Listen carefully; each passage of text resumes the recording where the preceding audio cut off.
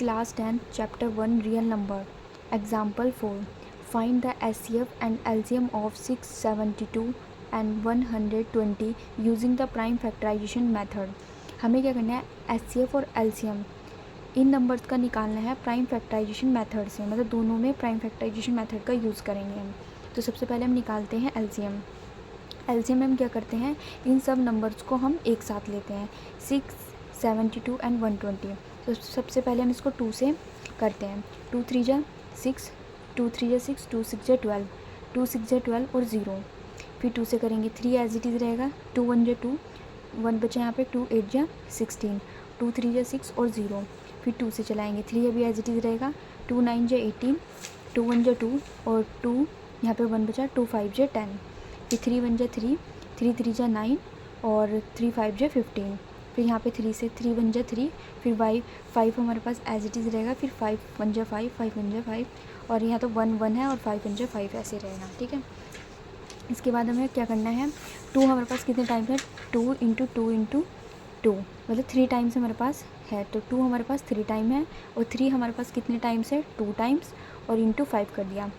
2 का क्यूब कितना होता है हमारे पास, 8 होता है। 3 का क्यूब कितना होता है हमारे पास, 9 होता है, इंटू 5 ये कर दिया हमने। तो इन सब को अगर हम मल्टीप्लाई करते हैं तो हमारे पास 360 इसका एलसीएम आता है। अब हम यहाँ पे एचसीएफ निकालेंगे। अभी हमने एलसीएम निकाला, अब एचसीएफ निकालेंगे 672 और 120 का। तो एचसीएफ में क्या करते हैं, हम नंबर्स को अलग अलग करके लेते हैं। तो सबसे पहले 6 का लेंगे, 2 3 जा 6 और 3 1 जा 3। फिर हम 72 का लेंगे, 2 3 जा 6 और 1 बचा, 2 6 जा 12। फिर 2 1 जा 2 और यहाँ पे 1 बचा, 2 8 जा 16, 2 9 जा 18 और 3 3 जा 9 और 3 1 जा 3। ठीक है, यहाँ पे 120 है, 2 6 जा 12 और फिर बचा यहाँ पे 0, क्योंकि अब ये 0 तो ऐसे ही रहेगा। 2 3 जा 6 और ये बचा 0, 2 1 जा 2 क्योंकि 2 1 जा 2 और यहाँ पे 1 बचता है, 2 5 जा 10, 3 5 जा 15 और 5 1 जा 5। तो अब हम क्या करेंगे, इसके फैक्टर्स यहाँ पर लिख लेंगे सबके। 6 के फैक्टर्स कितने हैं हमारे पास, 2 इंटू 3। 72 के फैक्टर्स कितने हैं, 2 हमारे पास 3 टाइम्स है, 2 हमारे पास 3 टाइम्स है और 3 हमारे पास 2 टाइम्स है। इसके बाद 120 के फैक्टर 2 हमारे पास 3 टाइम्स है, 1 2 3 और 3 हमारे पास 1 टाइम है और 5 भी हमारे पास 1 टाइम है।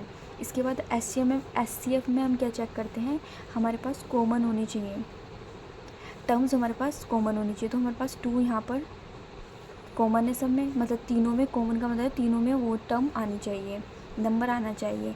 और 3 यहाँ पर आ रहा है, तीनों में 3 आ रहा है, तो 2 इंटू 3 मतलब जो नंबर तीनों में आ रहे हैं वो लिख दिया हमने 2 इंटू 3। तो 2 इंटू 3 कितना होता है हमारे पास 6। तो एचसीएफ हमारे पास कितना आया है, 6।